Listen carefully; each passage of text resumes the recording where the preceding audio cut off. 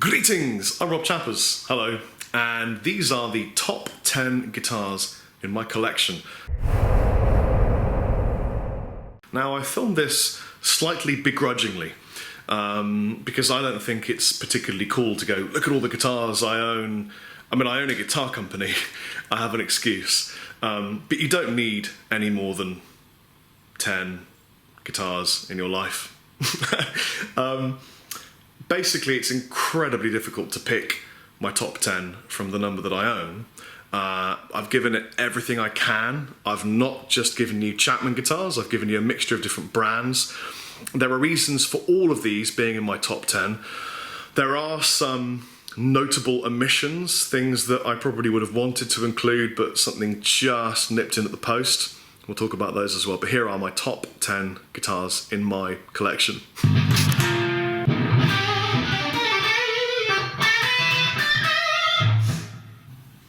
Let's start with a Dusty. Dusty is a Gibson Flying V, and just, man, this was such an impulse purchase. I was on tour with Dorje, and we stopped off at Northern Guitars, way up the top of England, in Yorkshire, and I saw this, and I just couldn't walk out of the shop without buying it. It was a ridiculously good price. It was second hand, and as always with my sort of guitar purchases, it was led entirely by the sound and the feel. And then the looks came up afterwards, because you can change the looks, you can paint your guitar, you can remove things, you can sand things down, you can alter them radically. If it feels great and it sounds great, it's pretty much a keeper.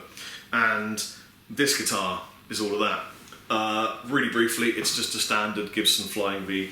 It's the satin finish, it's not gloss, which I really like. It's a little bit knackered, sometimes it crackles and hums and buzzes, but it's all part of the magic. As you can see, my friendly tech Pablo had to make sure that the strings stay in the nut by using this little corrective piece of plastic, because they just kept popping out of the nut. I use quite thick strings.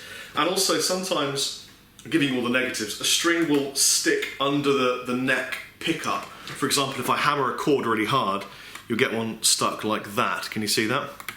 And that's annoying, which is why a lot of guitar players will put gaffer tape over the humbuckers to prevent the strings from sticking, if you didn't know that.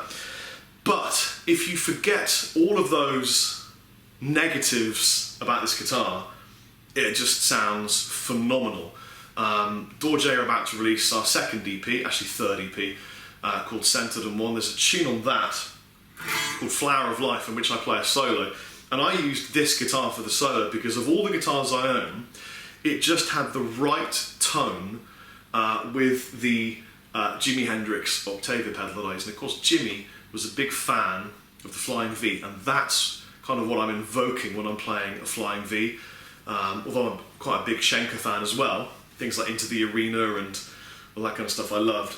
For me, it's the Jimmy vibe on a V, not that I can play like Jimmy at all. Anyway, a couple of tones from the monster.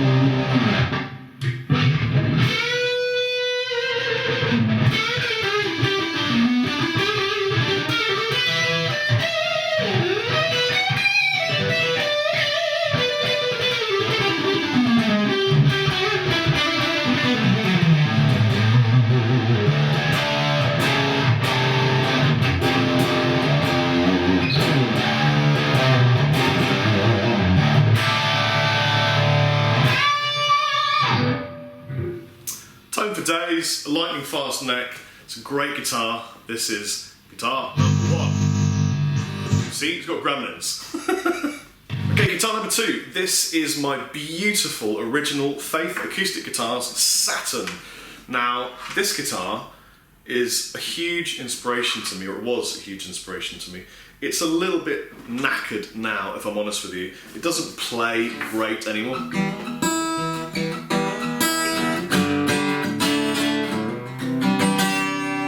But I've written about 5 songs on it.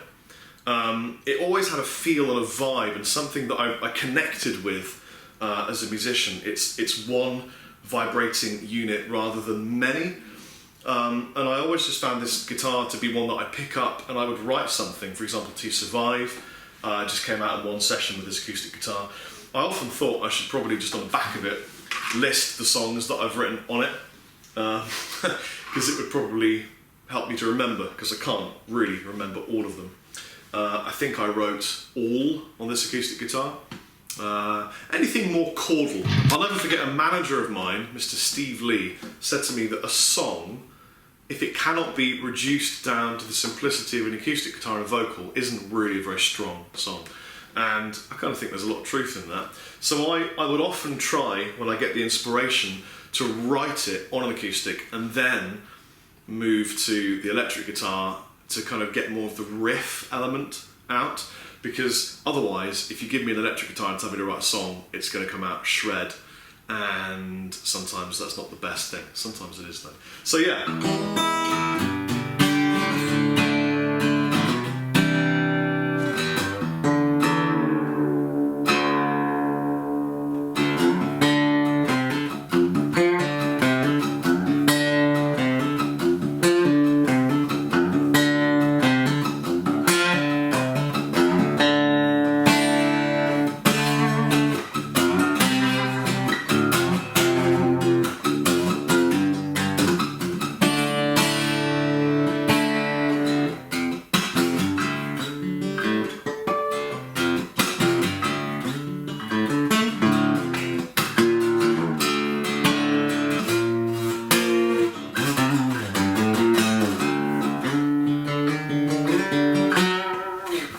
Guitar.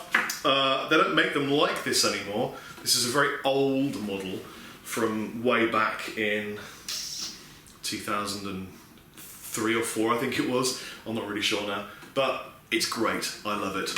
The Faith Saturn.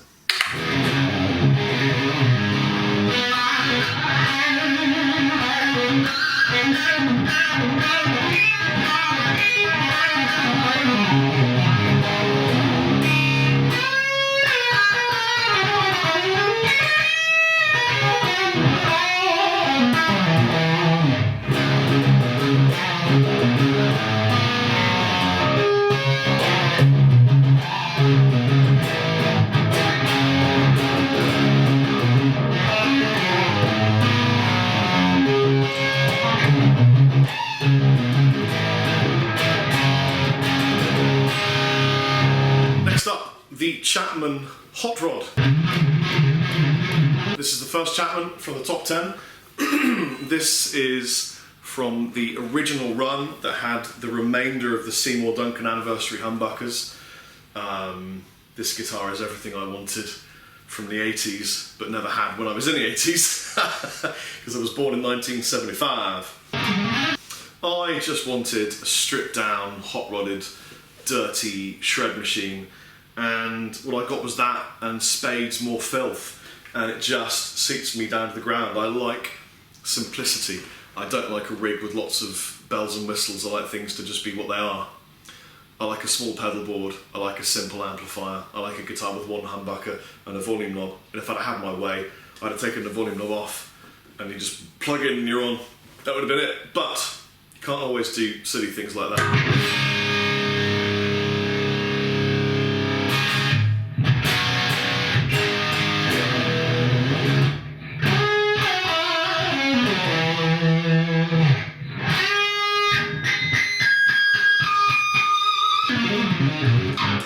It's tremendously resonant and it finds harmonics very easily.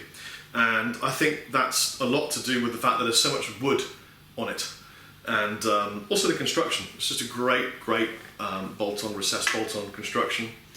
I'm not really a Floyd Rose user, so this is bolted down. I blocked it off. It's the Chapman Guitars Hot Rod. You can find out about them on the Chapman Guitars website. It's a great guitar. I love it very much. This was the first one I've owned. It's the only one I've owned, and I don't think I ever named it, which is unusual. I normally do name them, but for some reason I didn't, and that's a shame. Anyway, let's move along. Next up is my awesome American Fender Telecaster. I'm just privileged to own it, really, to be honest with you. I was given this by Joe Leach from Riff City Guitar. It was an awesome gift, and I took it and did things to it, which is what I do to guitars that I really love. You'll know if I really like a guitar, I'll do things to it. Actually, that's not always true. Sometimes I don't, but more often than not I do. So in this instance, I sanded the neck down, or had the lovely folks at Andertons sand the neck down, removed all the lacquer from the front as well, and then I had extra jumbo frets put in it, which, much to the chagrin of Lee, he was like, "What are you doing?" And I'm like, no, this is what I want, you know, it's the right feel for me. And I love how the fretboard is collecting a little bit of filth now from all the work I've been doing to it. Recorded quite a bit of Centered on One on this guitar, especially some of the rhythm tracks, because if you back off the gain a little bit and just give it kind of half the volume,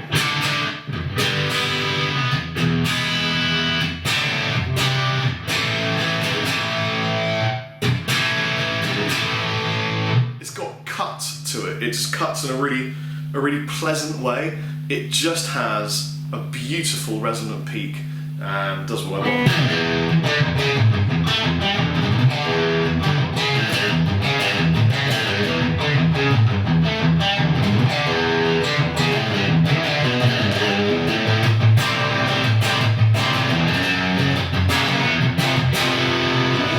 It's what I used to do White Dove with, along with a Ghost fret, but then lead, it does it.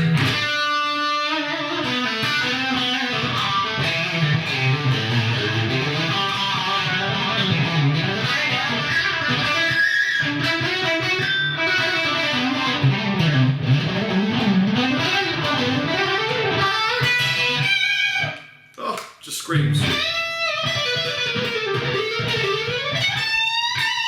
Oh, there is one thing.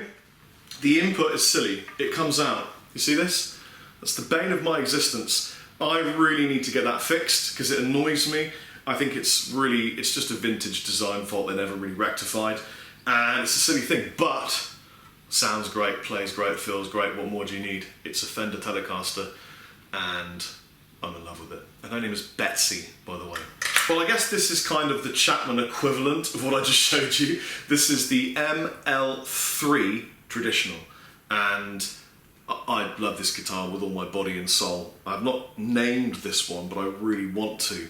One of the favourites of Johnny Highland, and I've done things to this. I put strap locks on it. I've changed the way I would normally set up. It's got quite a high action for me. Also, I've raised the lipstick a bit more than I normally have it, just to get that kind of searing, bluesy tone that I very much enjoy from this. Stacked single coil down the bridge delivers you less output, but a smoother, hum-ridden tone, and it's just a great all-round traditional shred machine.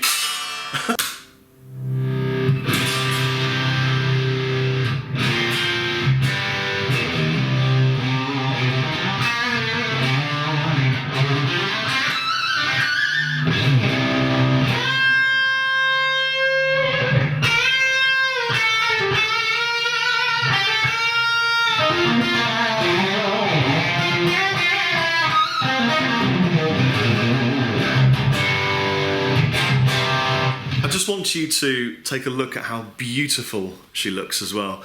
This is something that took us quite a long time to perfect. I'm quite surprised it was such a popular colour, actually, because I think it's a little bit kind of over the top, but you know what? don't really care. So this is the ML3 from Chapman Guitars. I think it's probably the most beautiful finish on a guitar that I own. I think it's just stunning. The whole, you know, look at it, just look at it, smell it. You can't, I'm sorry.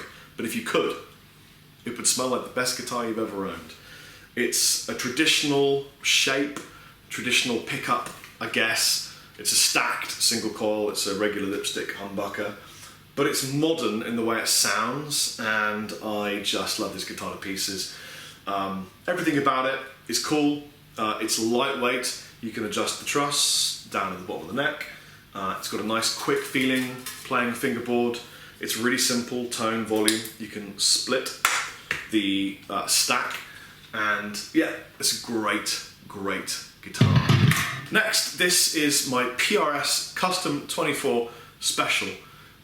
This is Wednesday Mark II, given to me by the fantastic, late, great Jeff Pumfret. This one is different because the headstock is also a 10-top. It's a 10-top headstock with a 10-top body on a Custom 24. I'm a lucky man to own this guitar, and she sounds incredible. I've used her on almost every recording I've ever done, alongside the other guitars in my collection. It has its own unique voice. I've always said that PRS has its own kind of sound. I mean, it really does. They spent so long, you know, anally going over all the details, making sure that they have their own unique voice, and they really do. You know what a PRS sounds like? It sounds like that.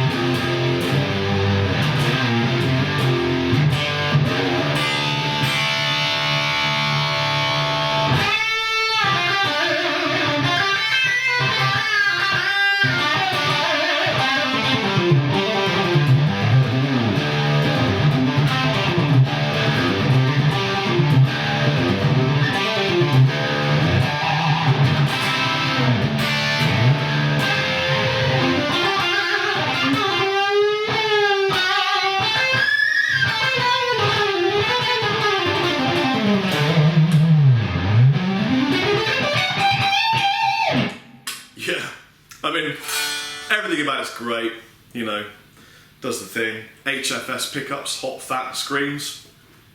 Simple layout, 3-way toggle switch, got a push pull to split the buckers. I just love this guitar, and I'll never be without it, to be honest with you. It's one of the sentimental guitars in my collection because it was given to me by someone special. There you go. Moving on. This is my Fender postmodern journeyman custom shop Strat called Zafra.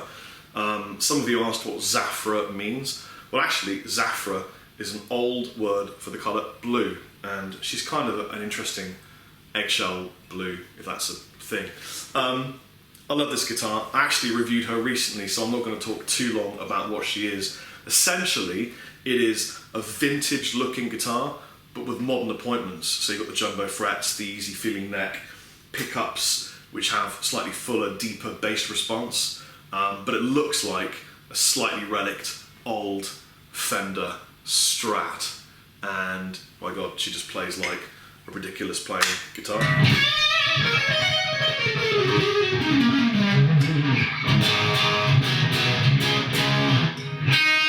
When she's in tune.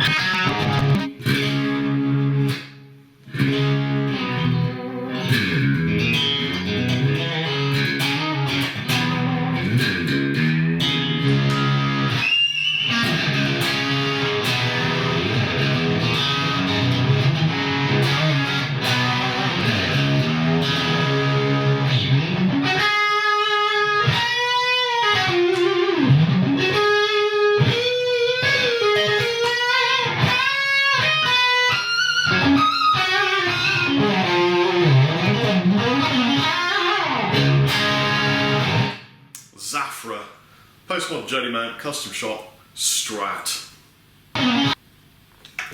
Following on a similar theme, this is my latest Chapman guitar. This is the ML1 Cap 10 America. This is the guitar that Riff City Guitar designed with some of the public, and it's absolutely stunning, packed full of Seymour Duncan joy and well-being, and it feels great. Out of the box, this felt amazing to me. I love the hybrid bridge. It's got the brass, and you can see this. It's got like brass saddles on a silver, we can do that, there you go, brass saddles on the plate. Looks great, everything's good, things that rhyme with 8. But Chappers, I hear you cry in your multitudes. How does she sound? Well, the Cap 10 America from Chapman Guitar sounds like this.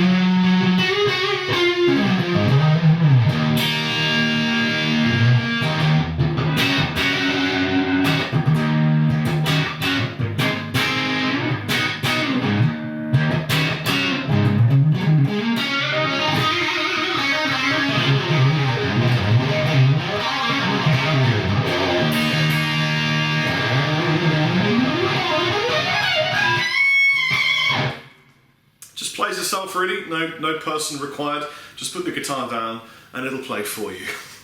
Moving along. The penultimate guitar in my collection is Georgia. Now Georgia is a beautiful EC Les Paul custom shop, hollow body, absolutely stunning guitar. The second Lee Anderton showed this to me, I was completely in love, despite the fact that I already own a Les Paul Standard, which, if this wasn't here, that would be taking the place. It just has a really unique sound to it, because the way it's constructed, the way it feeds back, it's really musical, and it just has something about it that I really, really enjoy.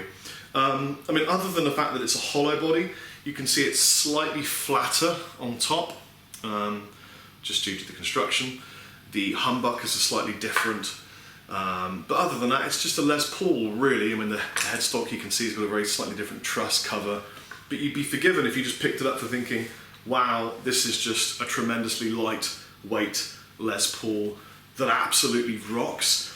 Now, the neck isn't particularly, lightning fast, shreddable kind of, wow, this is a quick neck. It's a chunker, but it's a tremendously pleasurable chunker, and one that I've grown very fond of. I call her Georgia, and I think that's just because it's a nice sounding name for this kind of a guitar, and she sounds like this.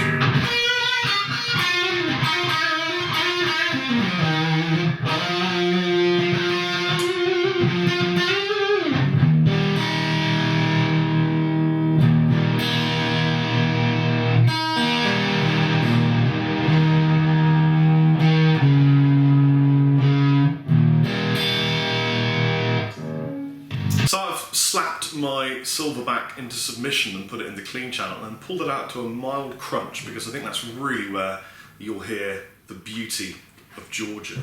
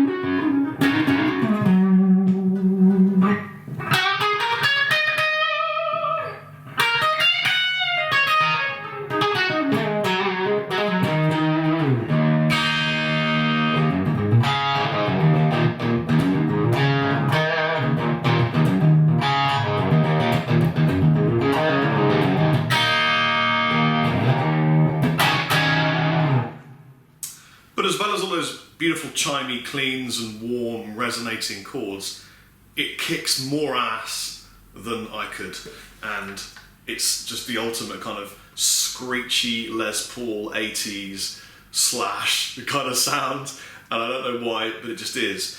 And I have a theory about that, and my theory is that I know Slash used a piezo, I don't know how you pronounce it, pickup mixed with his humbucker to get some of his tones.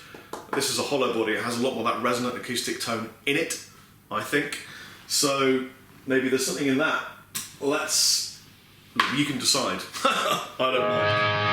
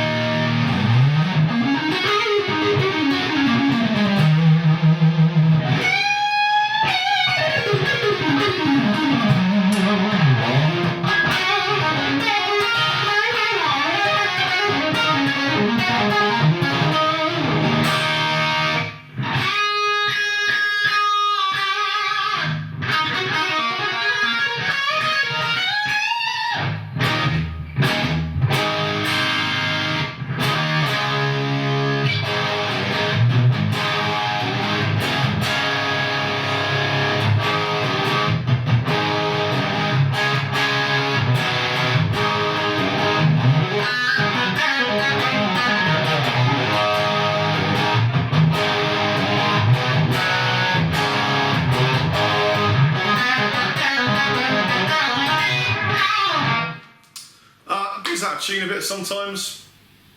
The tuners aren't particularly good. Sometimes if you tune down, the tuner goes loose and the string doesn't move. But I forgive it because it sounds incredible. Moving on. And the last, but by no means least guitar in my top 10 is Skynail, my beautiful blue Ghost Fret. And I love this guitar, you know I do. Had it signed by Johnny Harland, as you can see on the back of my headstock there. I've taken this guitar everywhere. I've taken it to, I think, both coasts of America, taken it on tour all across the UK. I've played in music videos with it, I've recorded with it. It's the guitar that when I got, I went, that's what I wanted. I mean, I went to the factory that Chapman Guitars uses in South Korea and specified the whole thing, so of course I knew what I was getting, and I'm really glad that I did. She's completely out of tune.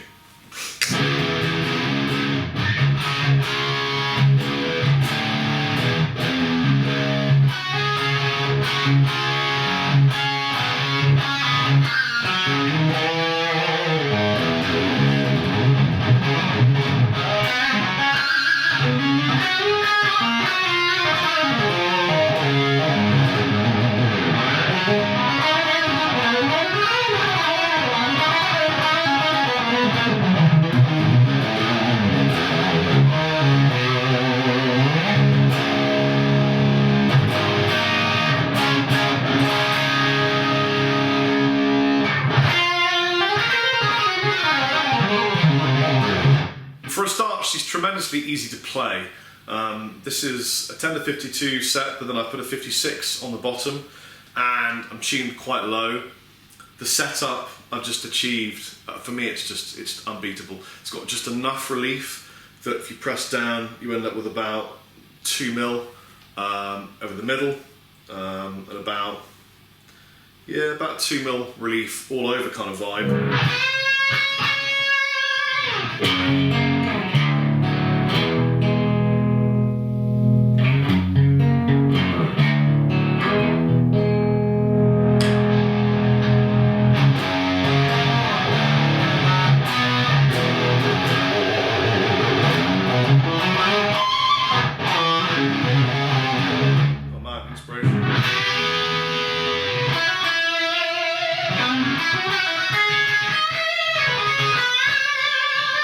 Well, there you go. I really hope you enjoyed looking at the top 10 guitars in my collection. Don't forget, you never need any more than 10 guitars in your collection.